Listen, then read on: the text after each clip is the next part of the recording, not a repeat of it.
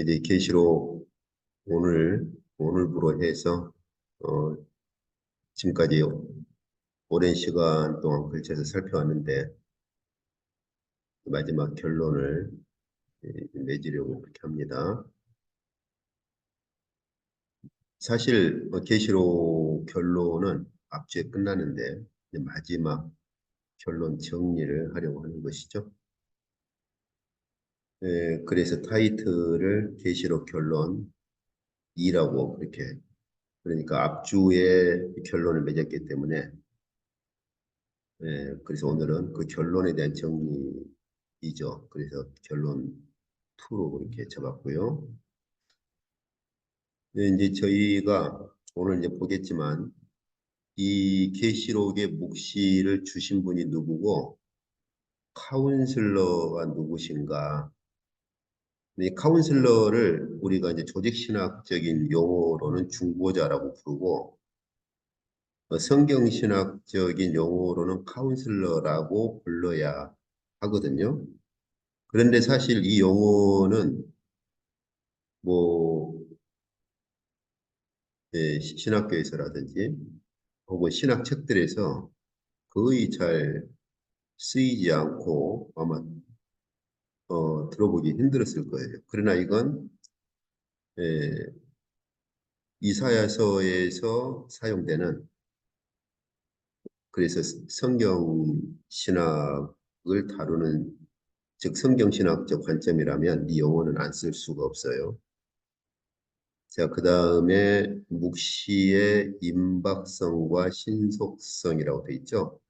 앞주에 제가 그 속히라는 말을 오늘 결론 정리할 때 조금 더 다뤄보겠다고 했었죠. 바로 그 부분입니다.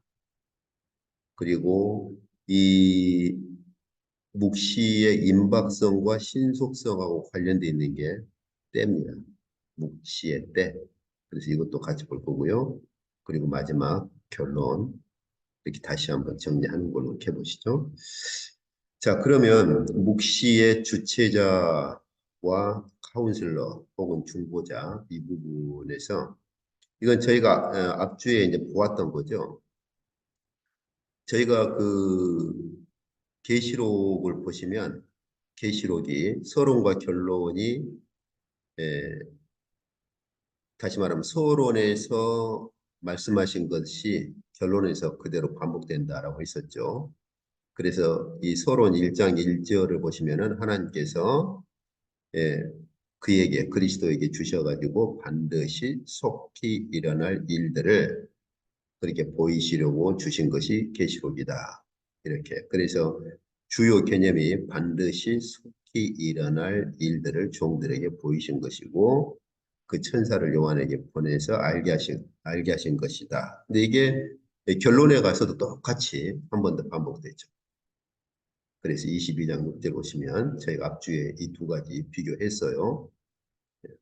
그래서 그 22장 6절 이후에 그러기 때문에 이 반드시 속히 되어질 일을 보이시려고 천사를 보내어서 이렇게 묵시를 알리셨기 때문에 이제는 다니엘서에서는 하나님께서 보여주신 묵시를 임봉해라 그랬는데 이제는 22장 10절에서는 이제는 임봉하지 말아라.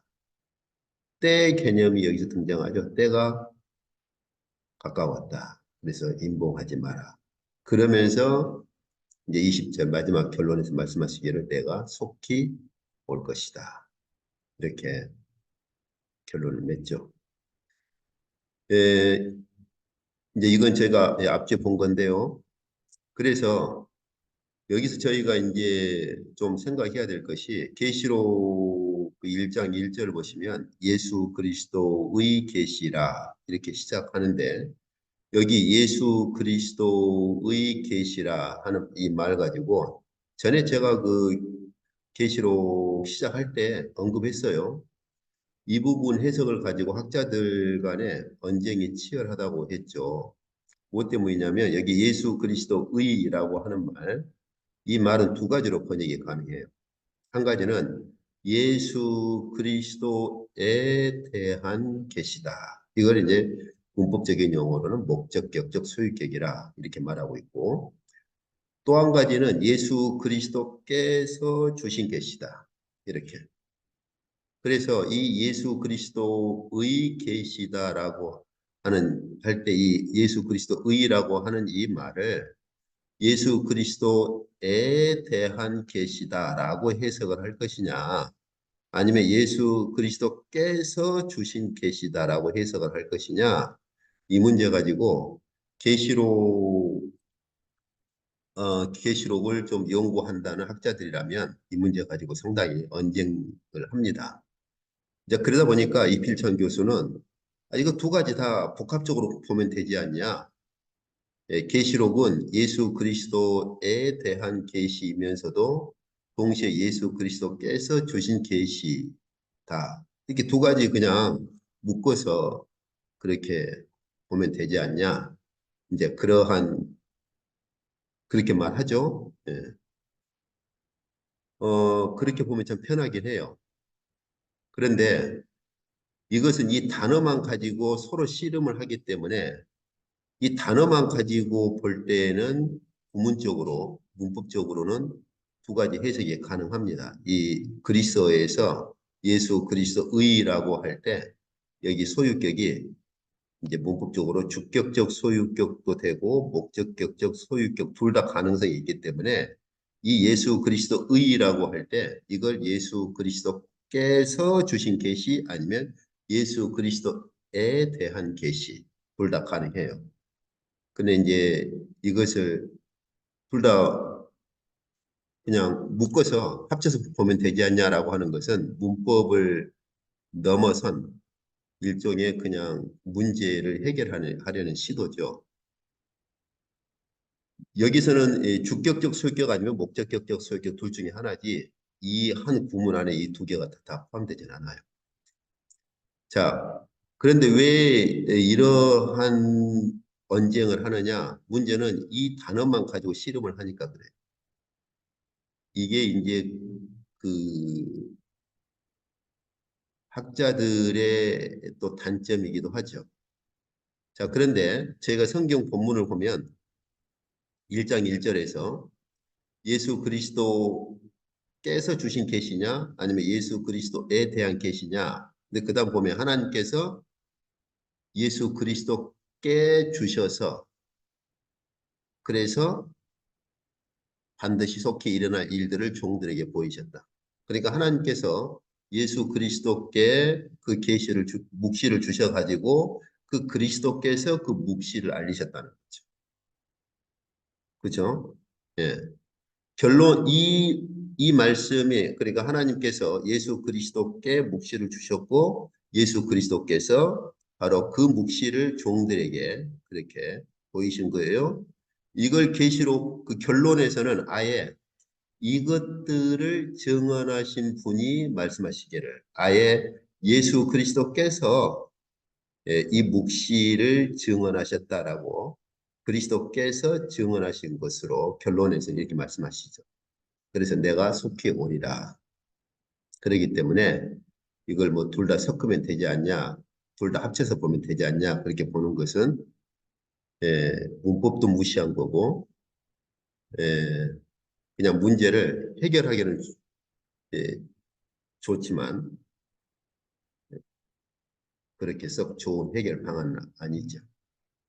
그래서 우리가 본문을 보면은 1장 1절 서론이나 결론에서 하나님께서 그리스도에게 주셔가지고 그리스도께서 그 종들에게 알리신 거예요. 그렇기 때문에 결론에서는 아예 주님께서 이것들을 계시하신 분께서 어떻게 말씀하세요? 내가 이것들을 계시했으니까 이제 속히 오겠다라고 말씀을 하시는 겁니다. 이렇게 본다면 여기 예수 그리스도의 계시라는 말은 서론과 결론의 배경에서 본다면 주격적 소유격을 해서 예수 그리스도께서 주신 계시로 봐야 됩니다.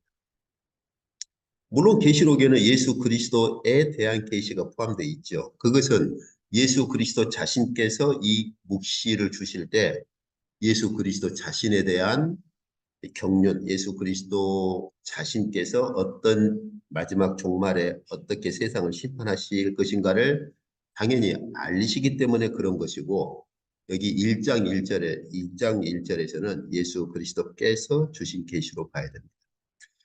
자, 그리고 이것들을 섞어버리면 문제가 되냐면, 무슨 문제가 생기냐면, 가령 예수 그리스도에 대한 계시 혹은 예수 그리스도께서 주신 계시 이걸 그냥 합쳐서 보면 되지 않냐? 그렇게 되면은 이 묵시의 카운슬러 개념을 상실해 버려요.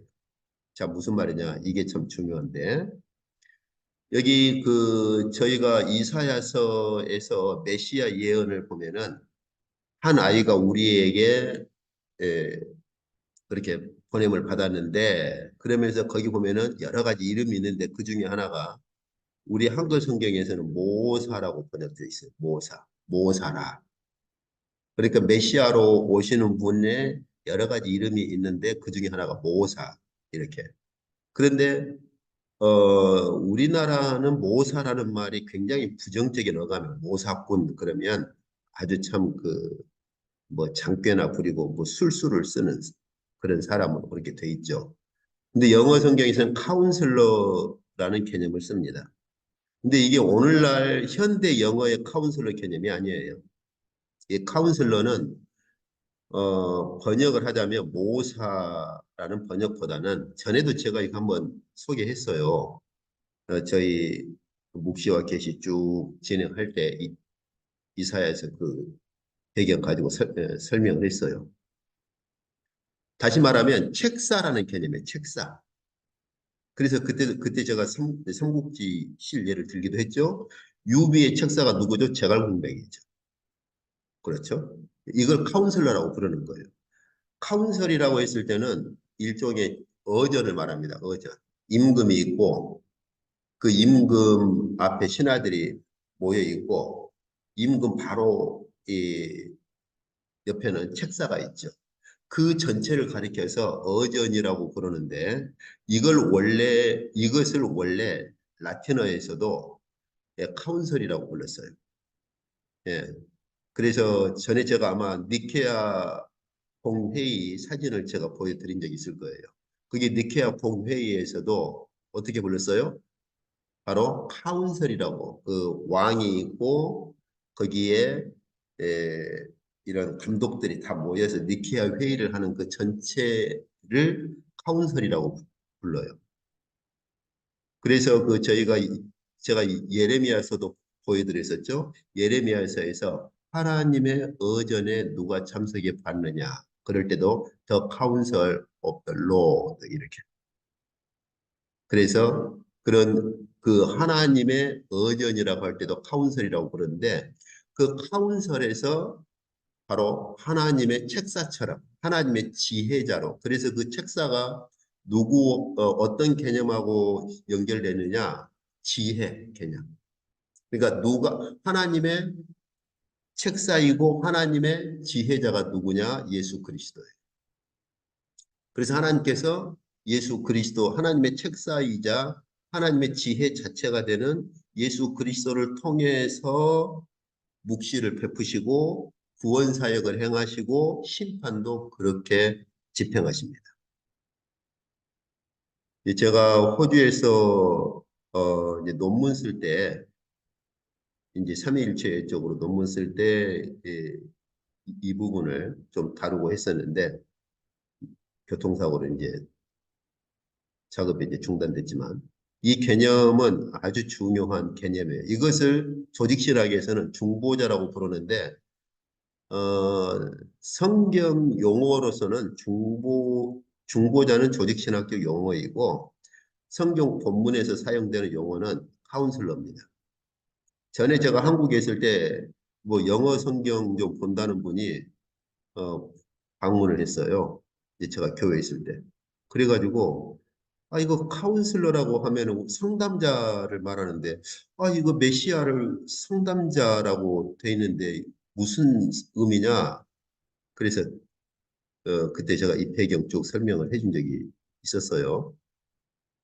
그래서 뭐 현대 영어 조금 알아가지고 그렇게 해서는 안 되는 거고 그래서 이 예수 그리스도께서 묵시의 카운슬러이시기 때문에, 즉 중보자이시기 때문에, 하나님의 책사이자 하나님의 지혜자이기 때문에 하나님께서는 그 모든 묵시를 누구에게 주시느냐? 예수 그리스도께 주십니다. 그러면 예수 그리스도께서 그 묵시를 천사를 통해서 그의 종들에게 알리시는 거예요. 그러니까 여기서 예수 그리스도에 대한 이렇게 가버리면 이 카운슬러 개념을 놓쳐버리는 거예요. 그렇게 하면 안 됩니다. 예수 그리스도께서 주신 계시로 봐야 하나님께서 예수 그리스도께 이 카운슬러가 되시는, 하나님의 카운슬러가 되시는, 하나님의 책사가 되시는, 사실은 책사는 전쟁 용어죠. 하나님의 지혜가 되시는, 지혜 자체가 되시는. 그래서 바울도 고린도서에서 예수 그리스도를 하나님의 지혜라고 말할 때 카운슬러 개념을 가지고 있어요. 어쨌든 좀 이건 이제 좀 깊이 들어가는 거고. 자, 그래서 이 부분은 예수 그리스도께서 주신 계시로 그렇게 보셔야 됩니다. 그렇기 때문에 결론에서 예수 그리스도께서 이것들을 증언했다. 이것들을 증언하신 분, 이것들을 계시하신 분께서 이제 계시록 마지막 결론에서 내가 속히 오겠다라고 그렇게 선언이자 약속을 하시는 거죠. 자, 그러면 여기서 속히 오신다라고 하시는 이 말, 속히라는 이 말에 대해서 조금 더 살펴보죠. 이건 먼저 살펴보고 한번 보시죠. 그러면은 그 묵시의 주체자는 당연히 누구이죠? 하나님이시죠. 그래서 하나님께서 선언하시죠. 나는 알파와 오메가라. 즉 시작과 마지막이라는 뜻인데 이 시작과 마지막이 무슨 뜻일까? 이걸 그냥 그리스어 첫 번째 알파벳과 그리스어 마지막 알파벳이다. 이렇게만 설명해 버리면 원래 의미를 드러내지 못해요. 왜 하나님께서 자신을 그리스어 알파벳 첫 글자와 마지막을 따서 알파와 오메가라 혹은 처음과 마지막이라고 하셨느냐? 그 의미는 알파와 오메가 그 다음에 동등어구가 뭡니까? 알파와 오메가라 그리고 동시에 뭐예요? 이제도 있고 전에도 있고 장차 올 자다. 그러니까 창조 처음부터 계셨고 영원 전부터 계셨고 지금도 계시고 앞으로 임하실 바로 그런 분이라는 뜻으로 시작과 마지막 알파와 오메가라고 말씀하시는데 이것은 이제 우리가 이 그리스어식으로 표현을 하시는 거예요.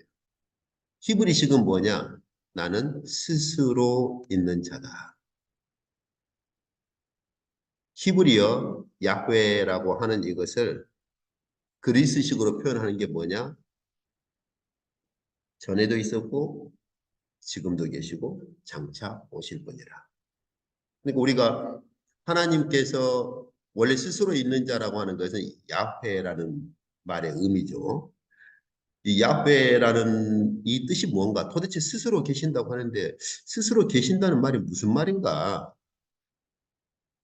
스스로 계신다라고 하는 개념은 하나님께서 다시 그리스어로 다시 표현하실 때 전에도 계셨고 지금도 계시고 장차 오실 분이라는 뜻으로 말씀을 하신 거예요. 그리고 또 한 가지 이 묵시를 주신 분이 어떤 분이시냐를 설명할 때 역시 알파와 오메가요. 처음과 마지막이고 시작과 마침이라 셋 다 같은 표현이죠. 여기 시작과 마침이 뭐예요? 바로 영원 전부터 전에도 계셨고 지금도 계시고 장차 오실 분이라는 그 의미로서 시작과 마지막 알파와 오메가 그렇죠? 알파와 오메가 혹은 처음과 마지막 시작과 마침 이렇게 말씀하신 거예요. 이것도 이미 하나님께서 이 이사야 이게 본문이 빠졌네요. 이게 이사야서일 거예요. 하나님께서 이미 이사야 선지자에게 말씀을 하신 거예요. 여기 22장이 아닙니다. 예, 여기 본문을 제가 못 적었는데 예, 본문은 제가 한번 다시 봐야 확인을 할 것 같아요. 이사야에서 본문입니다. 이사야에서 본문인데 제가 예, 이거 22장이 아니에요. 성경을 봐야 제가 확인을 할 것 같습니다.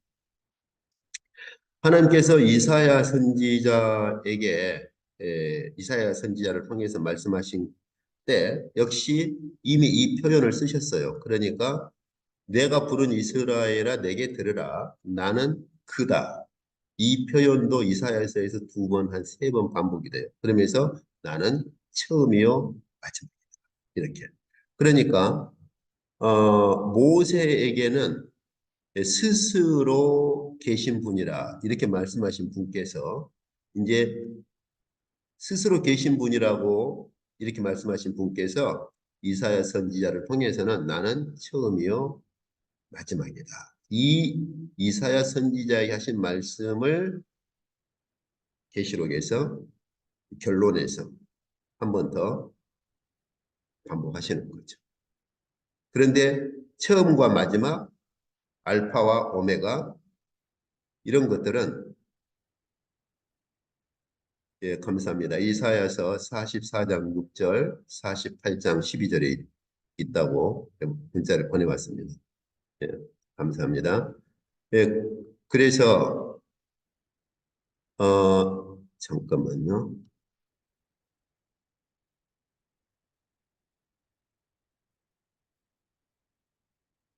이게 보면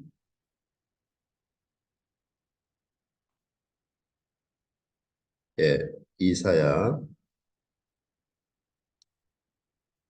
이게 44장 6절 그리고 48장 12절에 있다고 문자를 보내왔어요. 예. 자, 그래서 저희가 이 본문들을 잘 이해를 해야 될 게 스스로 계신 분이 누구냐? 그분은 곧 처음이요 예, 마지막 되신 분이에요. 그래서 계시록 결론에서 다시 이 말씀을 하나님께서 반복하시죠. 알파와 오메가 처음과 마지막 시작과 마침이라. 근데 여기 처음과 마지막이 어떤 의미냐?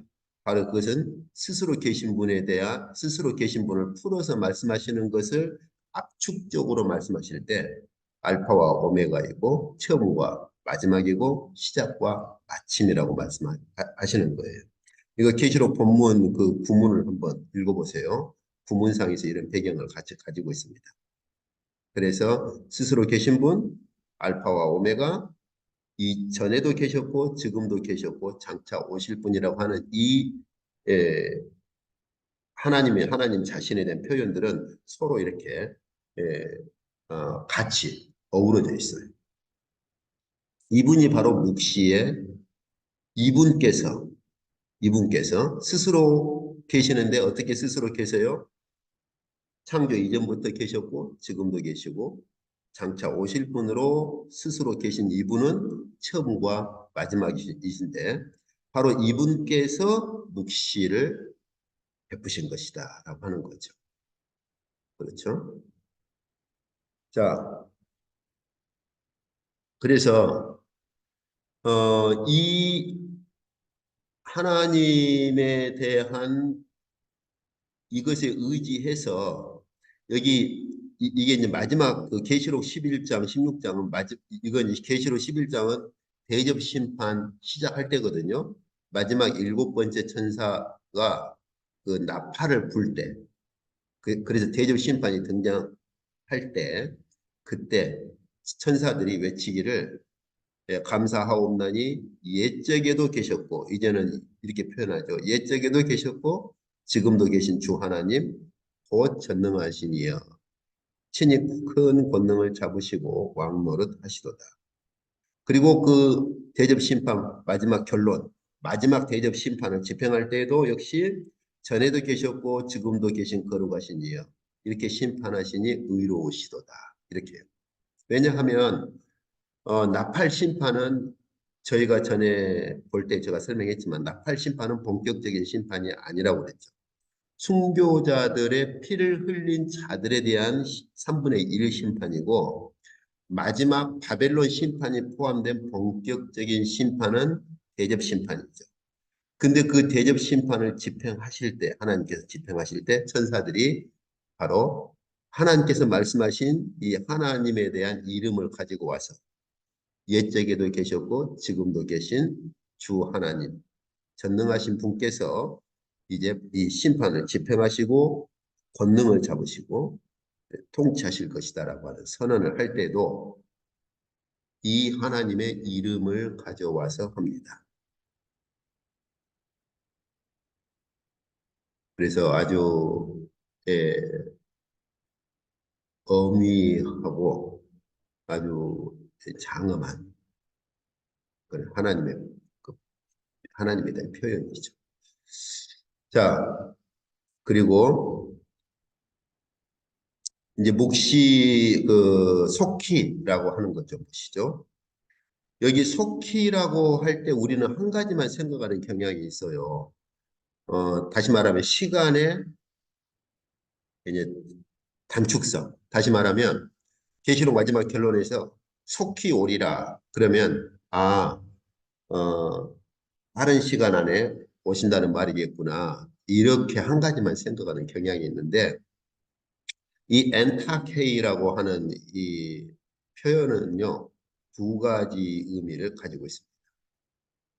그래서 성경 전반적으로 보면은 여기 사도행전에 보면은 그 베드로가 그 감옥에 갇혀 있을 때 천사가 와가지고 빨리 이제 일어나라 이렇게. 그러니까 시간 개념보다는 너 동작의 신속성을 말합니다. 빨리 뭐 해라 이렇게 빨리. 그리고 그 바울에게 그 하나님께서 어 사도행전 22장 보면 바울이 자기 증언을 하죠.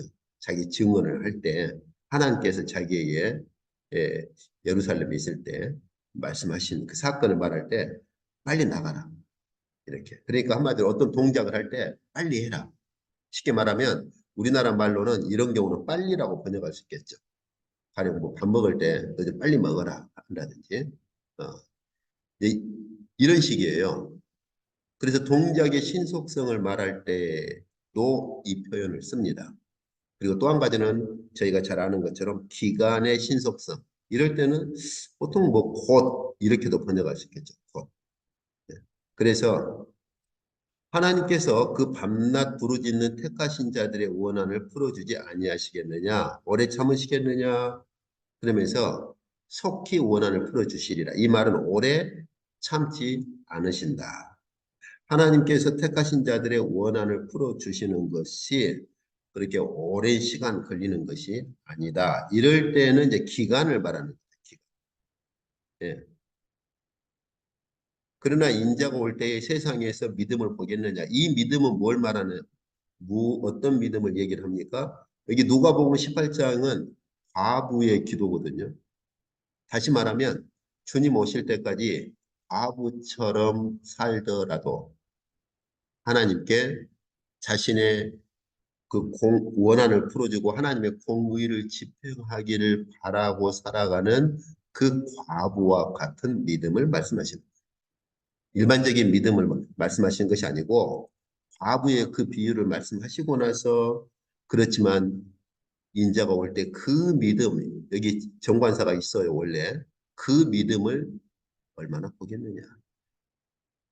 이것은 비유적인 용어가 아니라 직설적인 말씀이세요. 어떻게 생각하세요? 정말 주님 오실 때 우리 그리스도인들이 과부처럼 되더라도 하나님의 공의의 심판을 신뢰하고 마치 과부가 재판장에게 자기 원한을 풀어달라고 늘 그렇게 간청하는 것처럼 하나님의 공의를 신뢰하고 하나님께 기도하는 자들로 살아가는 그러한 그리스도인들이 주님 오실 때 얼마나 있을 것 같습니까? 지금은 어떻습니까? 지금 얼마나 있을 것 같습니까? 지금 상황도 그렇다면 주님 오실 때는 얼마나 있을 것 같습니까?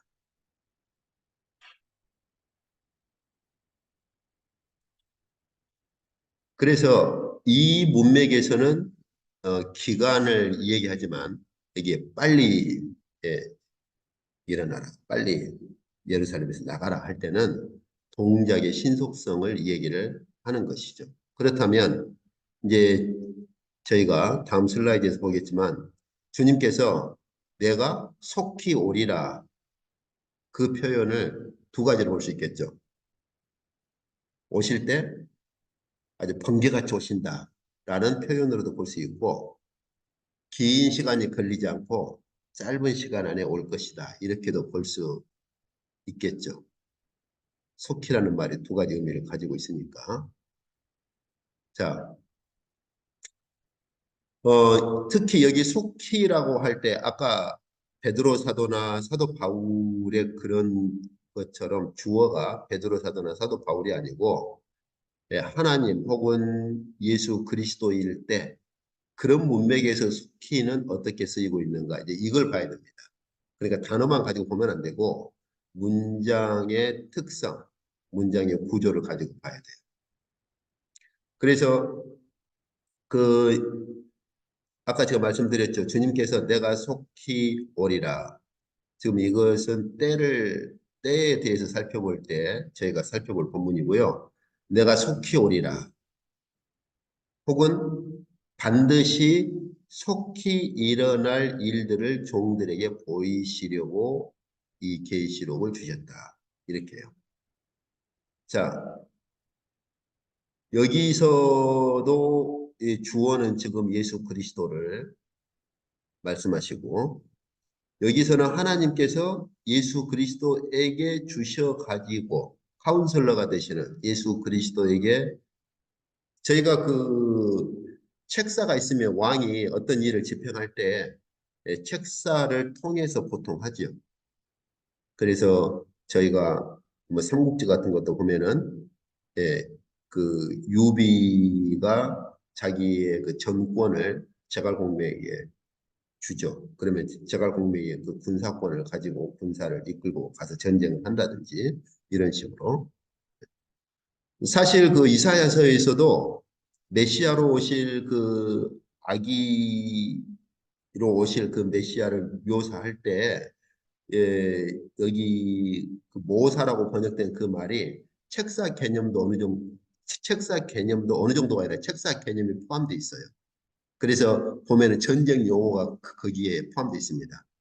그래서 평강의 왕으로 그 다음에 적을 무찌르고 즉 사탄을 그렇게 제압을 하는 그런 전쟁의 개념도 거기에 포함되어 있어요. 그렇다면 모사라는 번역보다는 책사라는 번역이 더 좋을 수도 있습니다. 자, 그래서 하나님께서 이렇게 하나님의 지혜가 되시고 지혜 자체가 되시고 책사가 되시는 카운슬러이신 예수 그리스도께 이것을 보여주시는데 속히 일어날 일들을 그렇게 보이시려고 주셨다. 혹은 이제 로마서에서 하나님께서 사탄을 이제 우리 발, 그러니까 예수 그리스도께서 십자가에서 부활하실 때 골로새서의 가르침을 보면 이미 사탄을 무장해제 시켜버리고 사탄을 정복했다고 바울은 증언하죠. 그런데 이 로마서는 마지막 때 이제는 사탄이 우리 발 아래서도 예. 그래서 저희가 계시록에 보면 계시록 이제 11장 12장에 가면 저 그리스도가 짐승을 세워서 성도들을 다 이렇게 마치 다 죽일 것처럼 그리고 많은 성도들이 순교를 당하지만 결국 계시록 마지막 결론에 가면 어떻게 됩니까?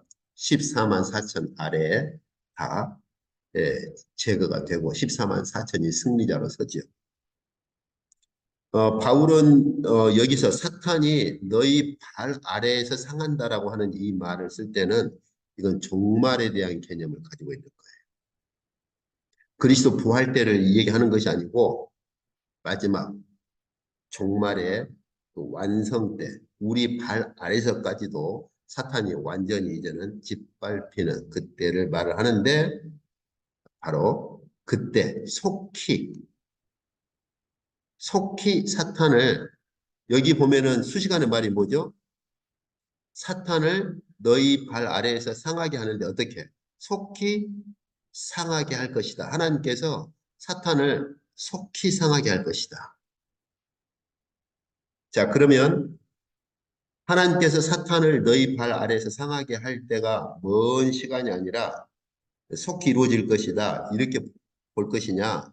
아니면 종말의 때에 하나님께서 사탄을 너희 발 아래에서 그렇게 머리를 깨뜨려 버릴 때 바로 즉각적으로 너희 발 아래에서 그 머리를 깨뜨릴 것이다. 이렇게 볼 것이냐. 이 두 가지가 가능한 거죠.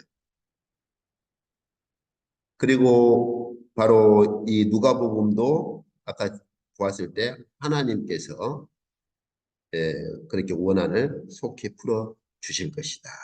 이렇게요. 근데 저희가 베드로서를 보면은 두 가지 개념이 혼용돼 있어요. 그래서 어떤 사람은 주님의 약속이 더디다고 생각하는데 그것이 아니다. 주님의 시간은 하루가 천년 같고 천년이 하루 같지 않냐. 그러니까 어떤 사람들이 생각하듯이 주님의 약속이 더디다 이렇게 생각하지 말라는 것이죠. 왜요? 주님께는 하루가 천년 같고 천년이 하루 같지 않느냐. 그런데 그러면서 주님께서는 너희를 대해서 오래 지금 너희가 멸망받지 않도록 참으시는 것인데 그러나 주님의 날이 올 때는 도둑같이 신속하게 올 것이다. 이렇게. 그래서 그 기간의 개념을 가지고 말씀도 하시지만 또 주님께서 오실 때는 도둑같이 이렇게 신속하게 오실 것이다. 이 두 가지가 이렇게 함축되어 있는 걸 볼 수 있죠. 그래서 저희가 속히라는 말을 볼 때 그냥 한 가지만 아이고 빨리 오신다는 말이구나 이렇게 한 가지만 생각해서는 안 됩니다. 자, 그러면 이제 저희가 조금 더 이 표현을 조금 더 살펴보도록 합시다. 저희가 그 이미 공부한 것처럼 하나님의 나라의 때를 말할 때 이미 하나님 나라가 임했고 이건 이제 오스카 쿨만이 예, 그 논문에서 최초로 이 용어를 썼어요. 그리스도와 시간이라고 하는 아주 유명한 책이고 그 책으로 오스카 쿨만이 알려졌죠.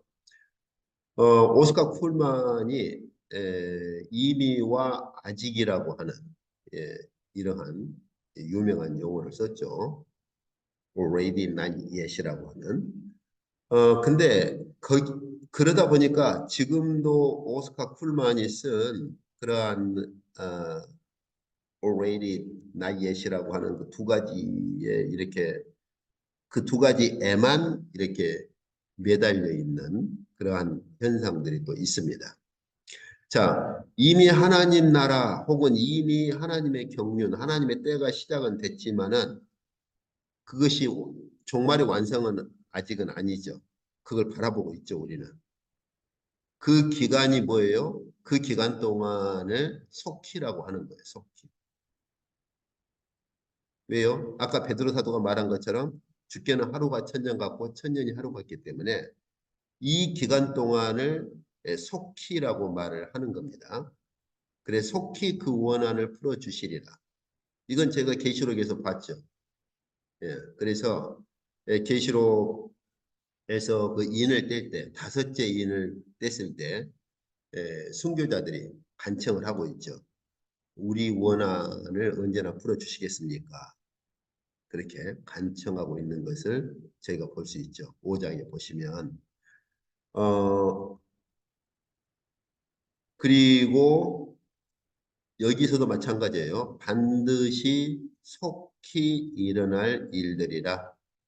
이렇게. 그래서 이미와 아직이라고 할 때 이 아직이라는 말은 종말의 완성을 바라보고 진행 중이라는 말이죠. 이미 시작은 됐죠. 이미 시작은 됐으나 아직은 종말의 완성이 아니기 때문에 종말의 완성을 바라보고 진행이 되는데 이 기간 동안을 속히라는 말로 그렇게 사용을 하거든요. 그래서 속히 그 원한을 풀어 주실 것이다.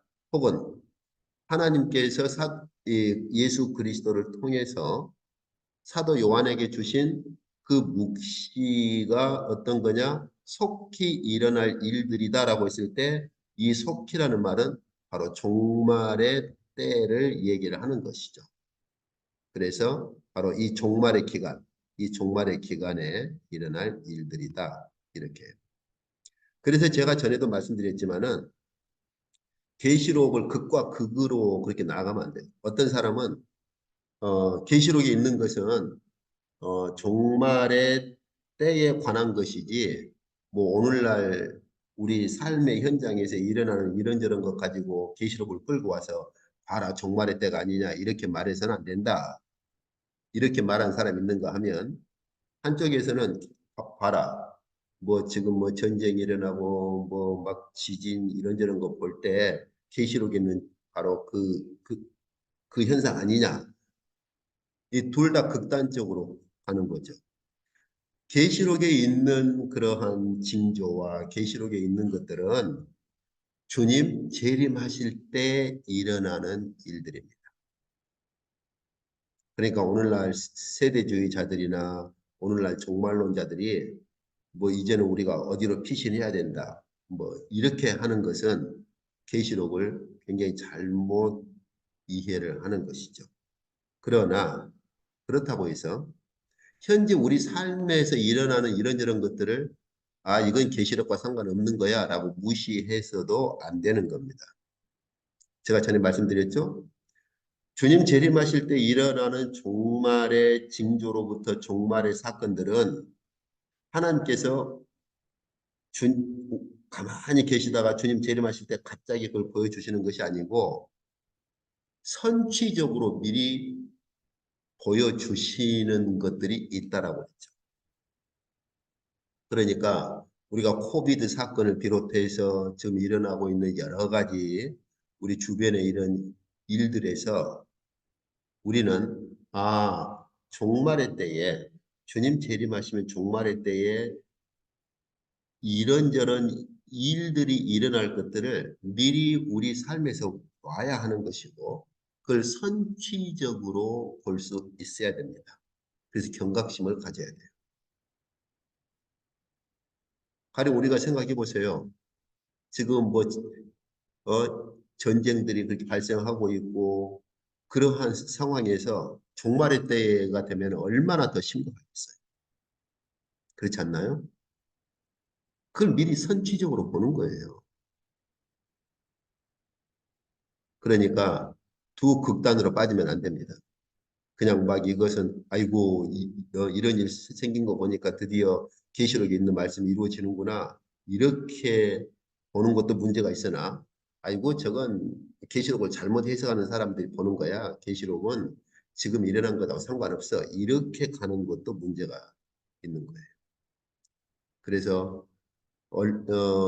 종말에 일어날 일들이 선취적으로 현재 우리 사회에서 일어나고 있는 것이기 때문에 정말 종말의 때가 되면 우리가 지금 보고 있는 이런 선취적인 사건들을 통해서 종말의 때가 되면 저것보다 더 훨씬 더 심각한 종말의 징조로부터 종말의 사건들이 일어나겠구나.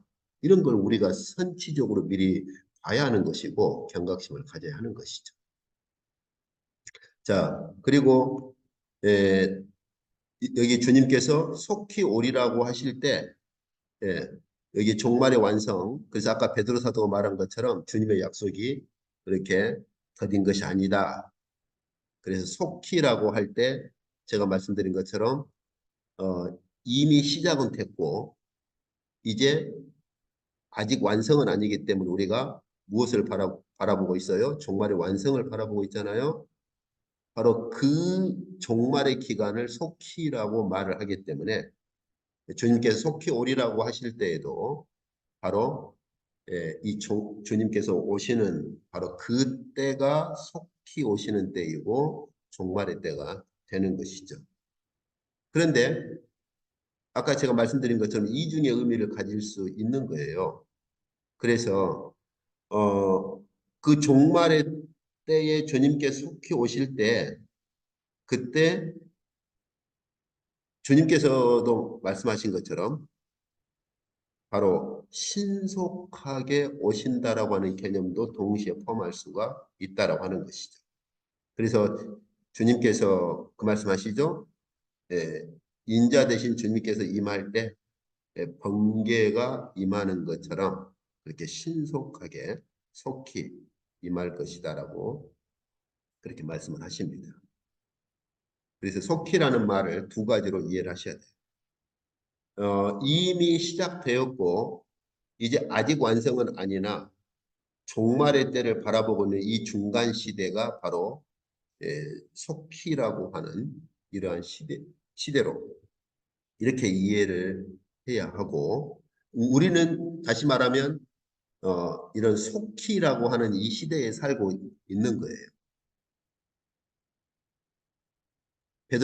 베드로 사도의 이 말씀처럼 예, 우리에게는 이것이 긴 시간이 될는지 모르겠으나 주님께는 하루가 천년 같고 천년이 하루 같은 이 주님께는 시간 개념이 아니라 이미 시작되었고 이제 아직은 종말이 아니기 때문에 우리가 지금 그 종말을 바라보고 있는 이 아직 종말이 아직은 아니죠. 이 종말의 때를 바라보고 있죠.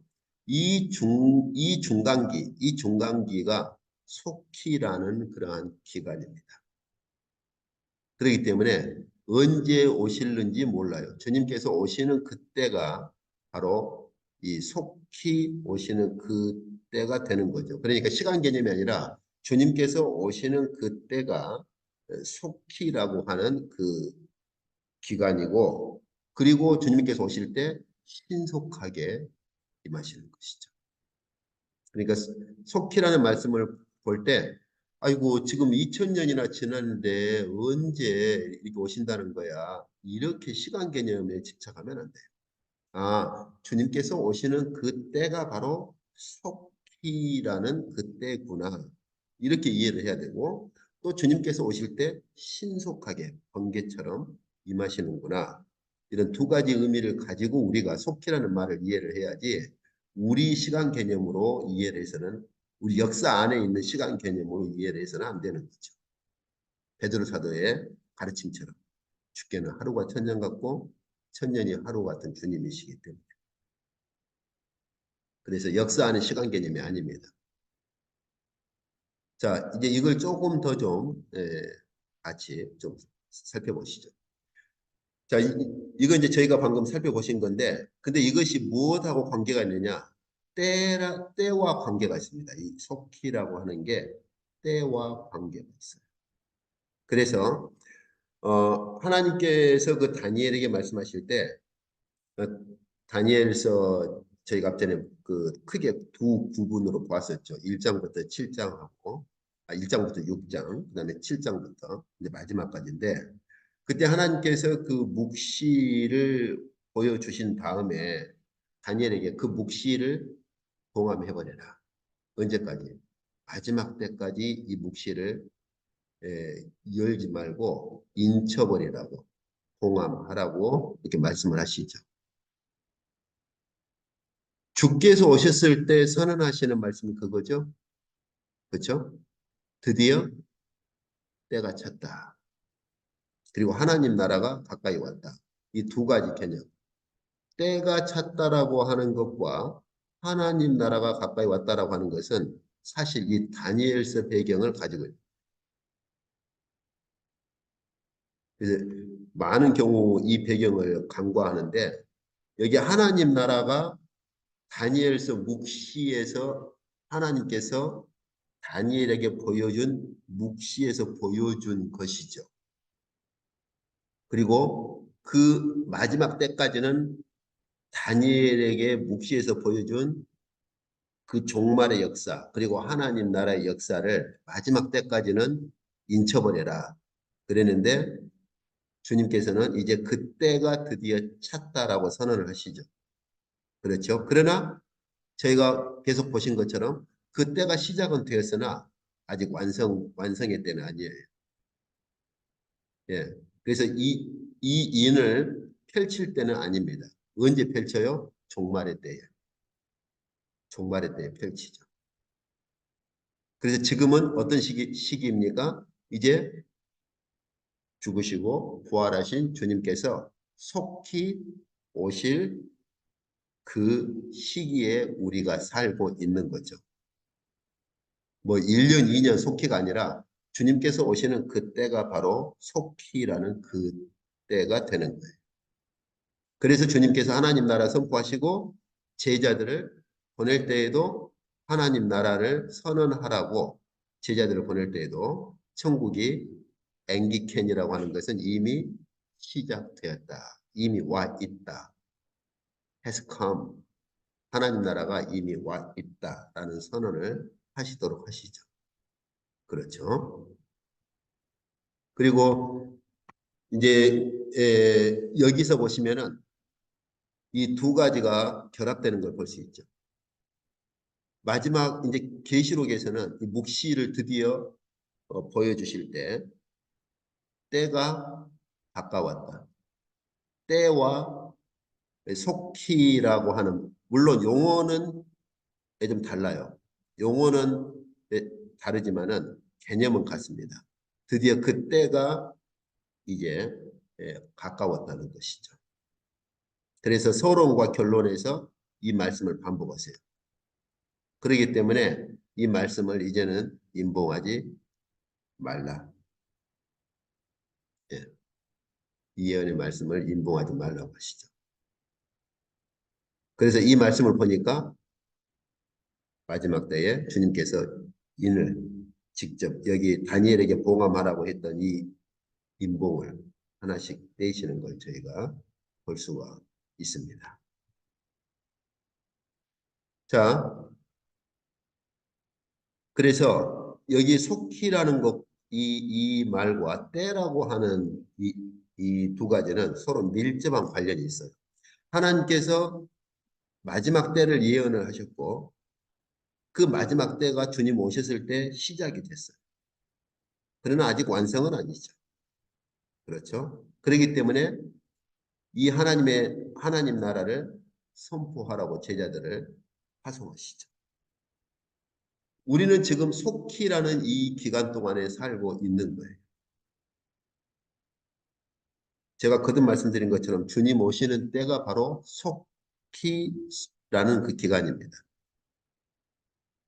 그래서 그때가 되면 속히 그 원한을 풀어주실 것이고 계시록도 속히 일어날 일들을 보여주시는 것이고 그래서 주님께서 속히 오리라.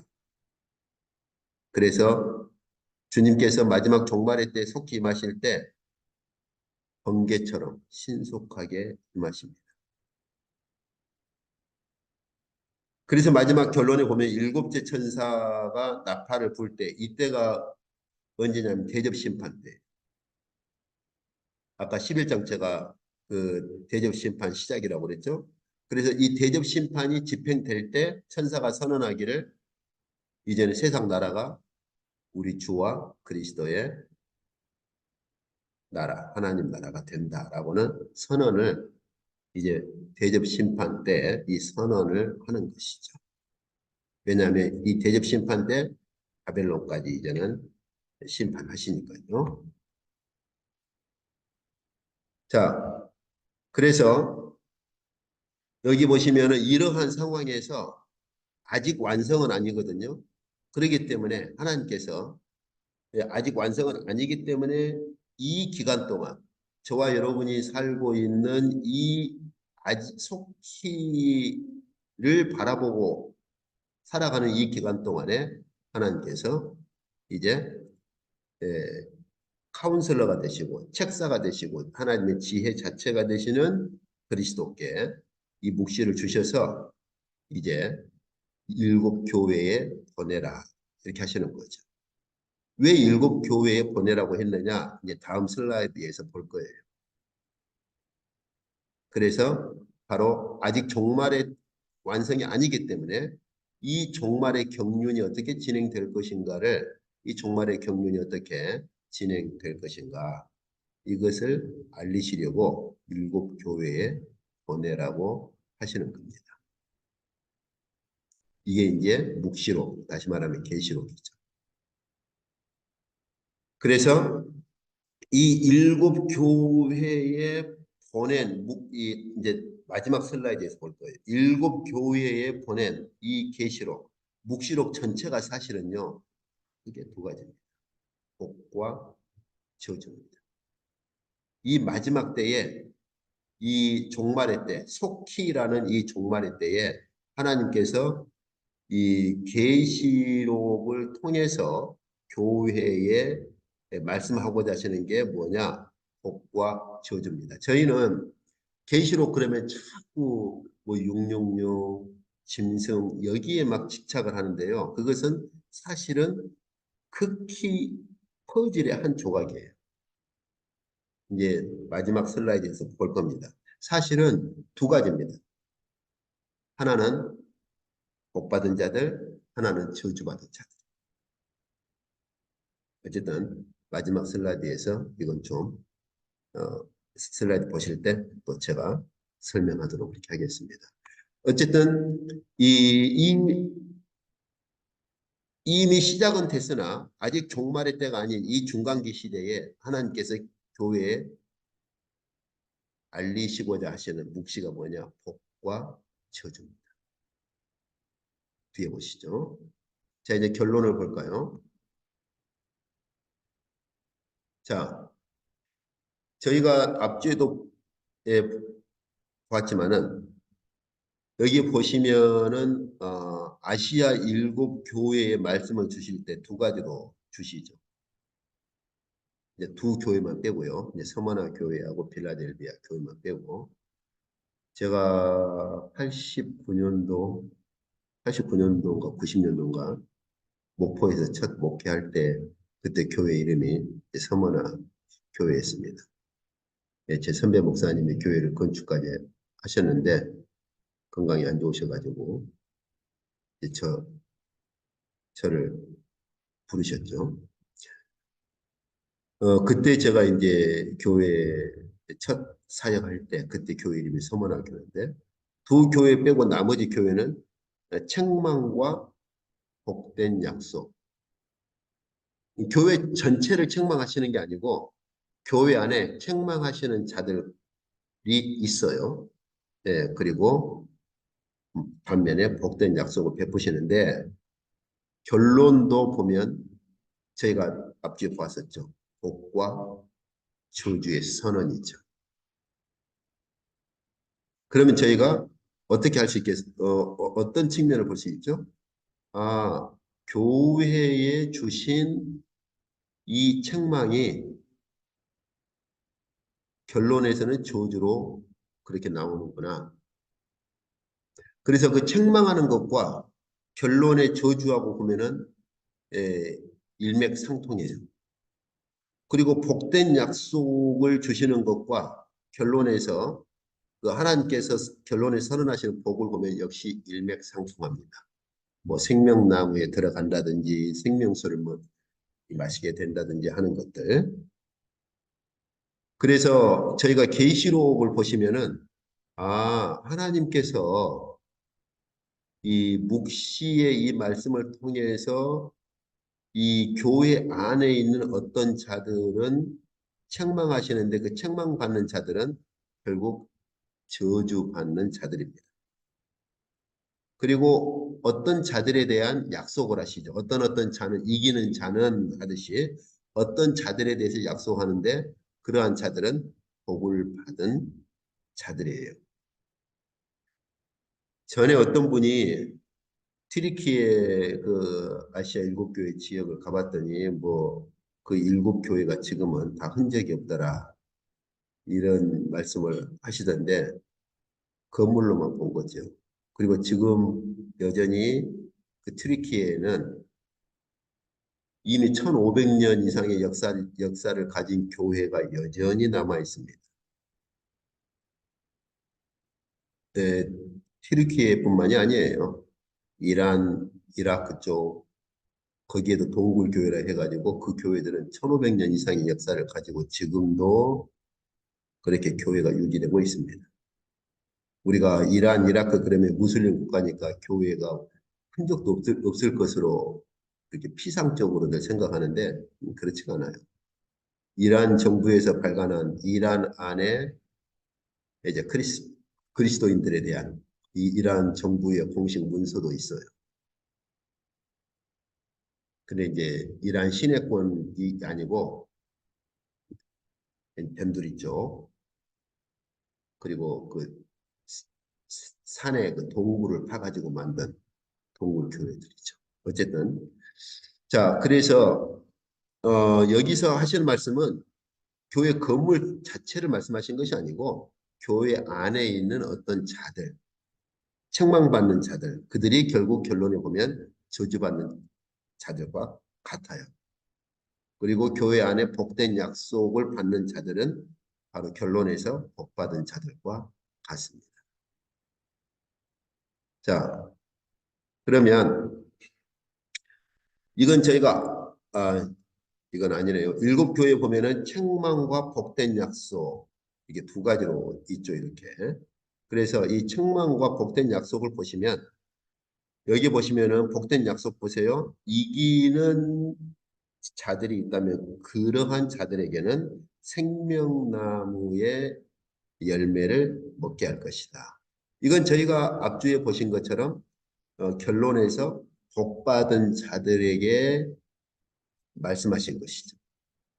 여기 만나를 주고 흰 돌을 줄 것. 여기 만나와 흰 돌, 이 흰 돌만 가지고는 계시록을 주석한 학자들이 굉장히 많은 배경들을 들추어내요. 그 당시에 흰 돌에 대한 이런 여러 가지 사회적 배경들. 그런데 감추었던 만나를 준다라고 하는 것은 하늘의 만나를 준다라고 하는 것이고 하늘의 만나를 먹도록 그렇게 초청을 하는 건데 뭐 계시록 주석들이나 책들 보면은 흰돌에 대한 그 당시의 용도가 굉장히 많은데 그 가운데 하나가 초청장으로 쓰이는 경우도 있어요. 깨끗한 그런 하얀 돌을 에, 오늘날 우리가 같으면 초청장을 만들어서 초청장을 주겠죠. 그런 것처럼 선별된 하얀 돌을 그렇게 줍니다. 초청할 때. 그래서 여기에 감추었던 만나를 준다라고 하는 하늘의 생명으로 이렇게 초청하고 불러들이는 이 문맥에서 흰 돌이라면 여기서는 여러 가지 그 용도 중에 초청하는 용도로 저희가 보는 것이 매우 자연스럽다고 볼 수가 있어요. 그러니까 한마디로 이기는 자는 바로 하늘의 만나를 먹도록 내가 불러드리겠다, 초청해 주겠다 하는 거예요. 예. 이제 새벽별도 그때 저희가 처음에 시작할 때 그때 잠깐 개요를 봤었죠. 또 흰옷도 마찬가지죠. 이 14만 4천이죠. 그 생명책에서 지워지지 않는다. 이것도 계시록 결론에 그 복 받은 자들, 그러한 자들에게 등장하는 개념과 일맥상통하지요. 또 새 예루살렘의 이름과 바로 나의 이름을 새기겠다. 이것도 계시록 결론에서 등장하는 거고요. 하나님의 보호자에 앉혀주겠다. 이거 보면은 계시록 결론에서 하나님의 그 복받은 자들을 묘사할 때 하나님 보호자 앞에 있는 자들. 그러니까 이 하나님께서 먼저 일곱 교회에 이 책망할 자들과 어, 복을 받을 자들을 이렇게 말씀을 하신단 말이에요. 두 교회만 빼고서는. 네. 그것들이 결론에서 그 책망받을 자들이 결론에서 누구냐를 보여주실 때 바로 저주받은 자들. 그리고 아시아 일곱 교회에 복받은 자들을 결론에서 그 복된 약속을 받을 자들을 결론에서 보여주실 때 바로 복받은 자들로 보여주시는 거예요. 그러니까 여기 책망받는 것도요. 이 부분하고 결론을 보면 거의 같습니다. 행음을 하죠. 예, 행음하는 자들. 역시 버가모 교회도 예, 우상의 재물을 먹고 행음을 한단 말이죠. 두아디라도 마찬가지예요. 즉 바벨론에 속한 자들이죠. 바벨론에 속한 자들. 사대는 믿음의 행위가 온전하지 못했다. 네가 즉 온전한 믿음의 행위를 가지고 있지 못한다.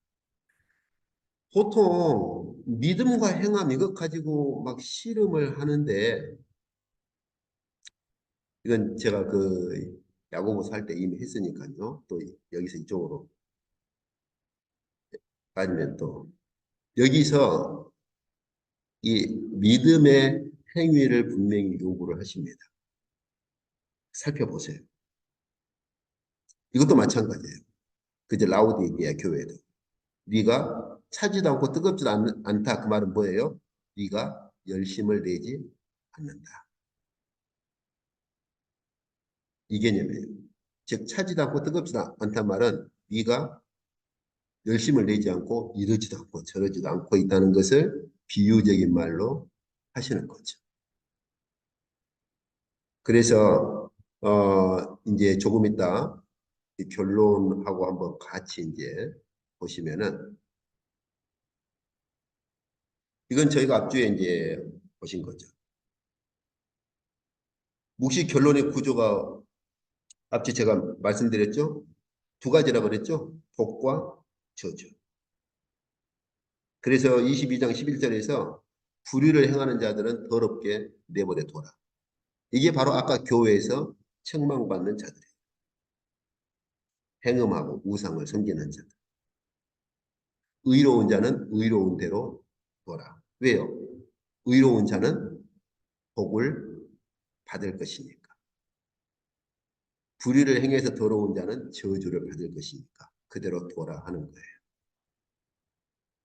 그래서 여기 복을 보시면은 이제 다른 부분은 제가 앞쪽에 이미 다 설명했으니까 여기 보시면은 뭐가 있다고요? 상이 있다. 내가 속히 올 것이다. 이제 제가 생각해 볼 수 있겠죠. 아, 곧 오신다는 말씀이겠구나. 이렇게도 볼 수 있지만 신속하게 오실 것이다. 그러면 내가 상을 줄 것이다. 그러면서 행한 대로 갚아줄 것이다. 행한 대로 갚아줄 것이다. 믿음으로라는 말을 잘못 이해를 해가지고 행함을 자꾸 배격하는데 그건 로마서를 잘못 이해를 한 겁니다.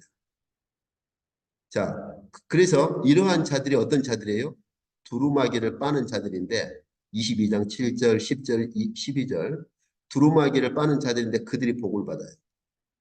어떤 복이죠? 생명나무에 나가고 문들을 통해서 예루살렘 성에 들어간다. 무엇하고 똑같습니까? 또 여기 보시면 생명수를 받을 것이다.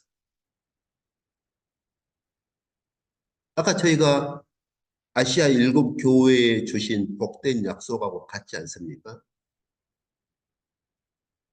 아시아 일곱 교회에서 아까 여기서 보시면은 아시아 일곱 교회에 주신 여기 보세요. 이기는 자들, 이기는 자들, 그렇죠? 예, 또그 흰옷을 입은 자들, 바로 여기에서 하나님께서 이 교회에 있는 자들을 두 가지로 구분하시는 거예요. 행음을 하는 자들, 이기는 자들. 이렇게. 교회 자체를 말씀하시는 것이 아니라 교회의 두 가지. 지금 너희 교회 안에 이런 자들이 있다. 예, 너희 교회 안에 이런 자들이 있는데 그 가운데 이기는 자들에게는 이렇게 하겠다. 그래서 이 결론에서도 바로 의로운 자들과 불의에서 더러운 자들 두 그룹을 가지고 분류해서 말씀을 하시는 거예요. 그리고 그들에게 주는 복이 뭐예요? 아까 일곱 교회에 약속한 복된 약속하고 같은 거예요. 이쪽 보세요. 저주받은 자들, 어떤 자들이죠? 같아요. 그죠? 그래서 개들, 점술가, 음행하는 자들, 우상 숭배자들, 거짓말을 지어내는 자들, 이들은 다 성 밖에 있을 것이다. 그리고 그들에게 재앙을 더하실 것이고 그들을 성에서 제해버리실 것이다. 생명나무와 거룩한 성에 참여하는 것을 제해버리실 것이다. 이렇게요. 그래서 저희가 이 계시록의 큰 틀을 보시면은 하나님께서 그 당시 교회에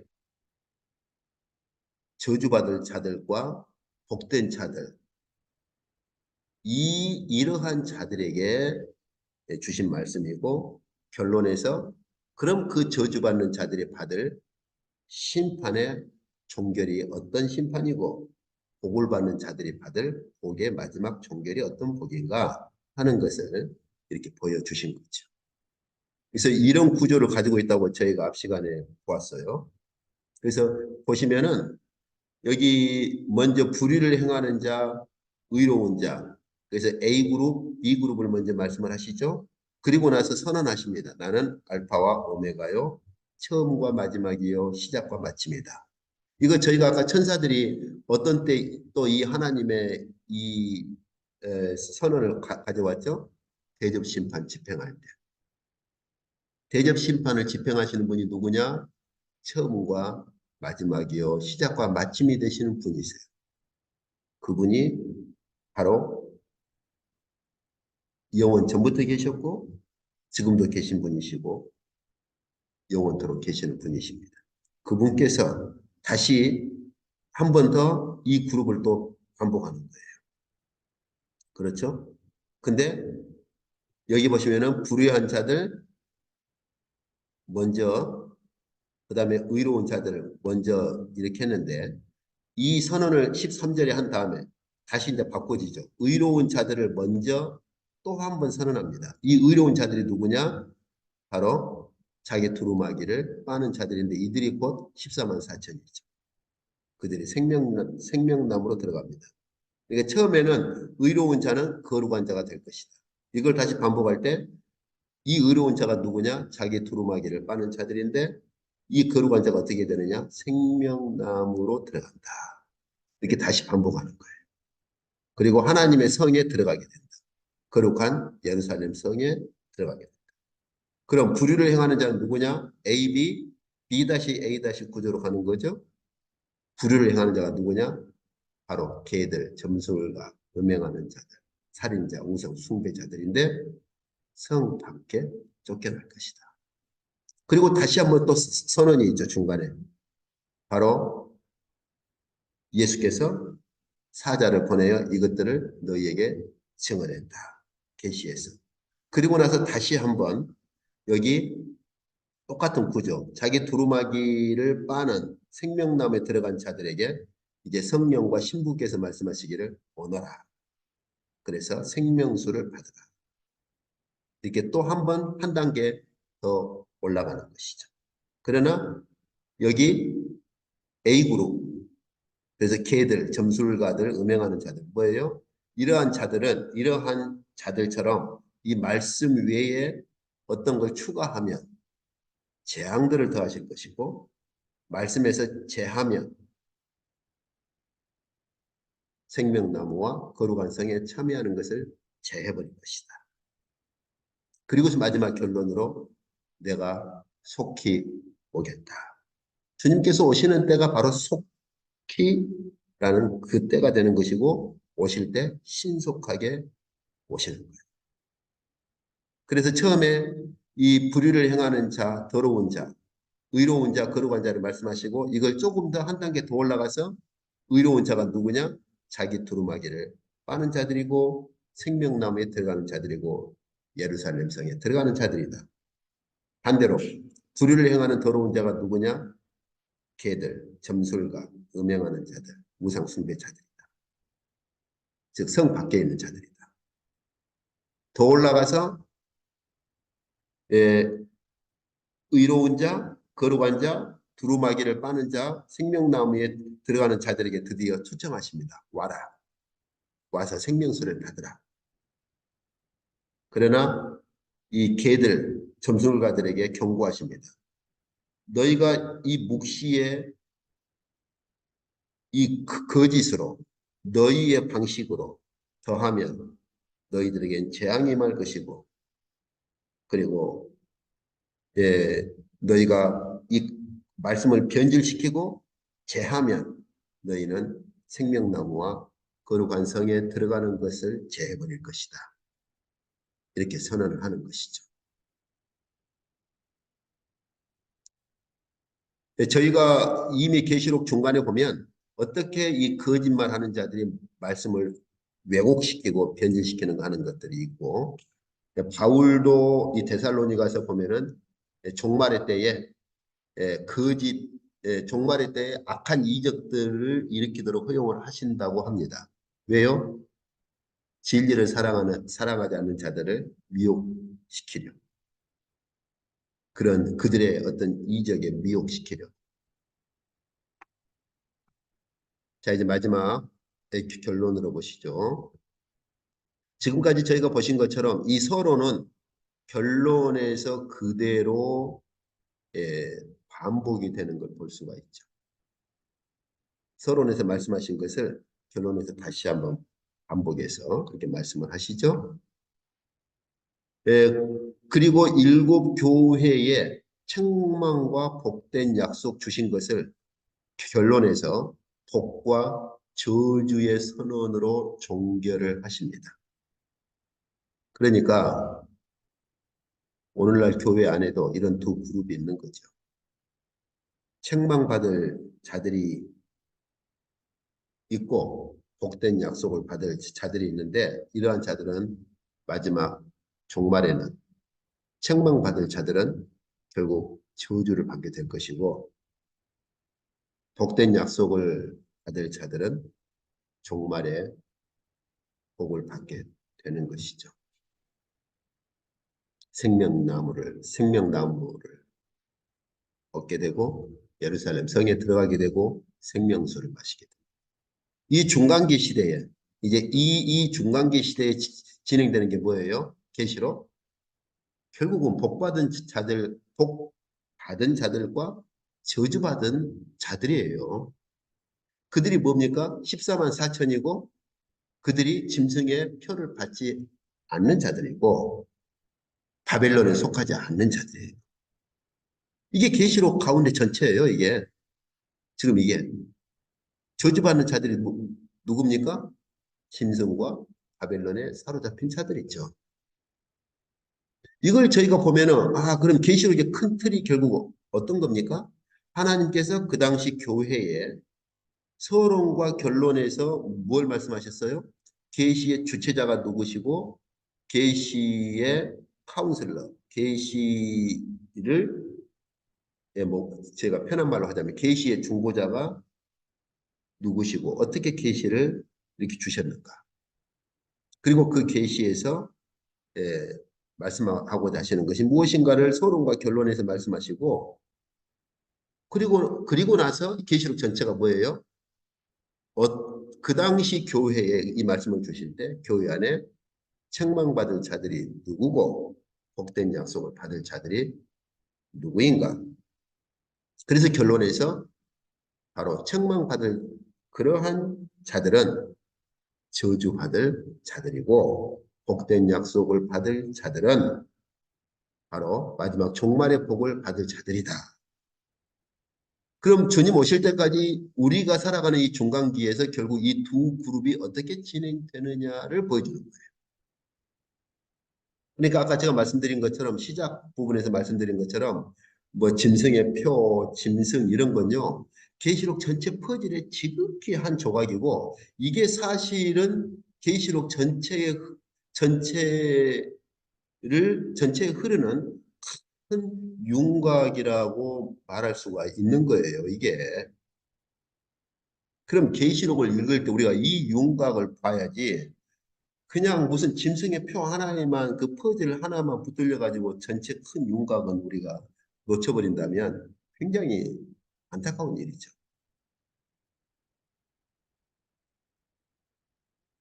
계시록은 그 당시 교회에 하나님께서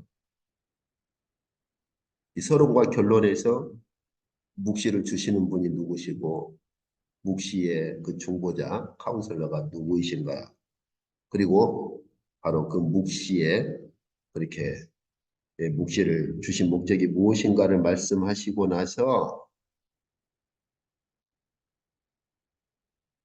복과 저주 다시 말하면 신명기 저희가 앞뒤에 보았었죠. 이것은 신명기서의 완성이라고 했었죠.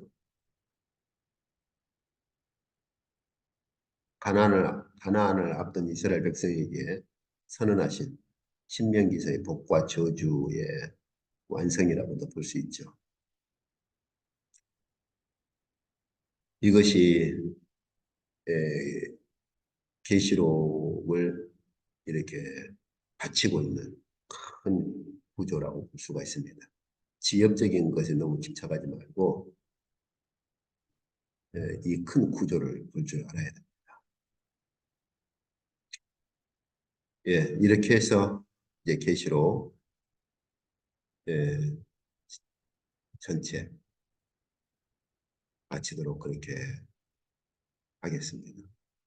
예, 길게 예, 좀 이렇게 보셨죠? 여기까지 하도록 하겠습니다.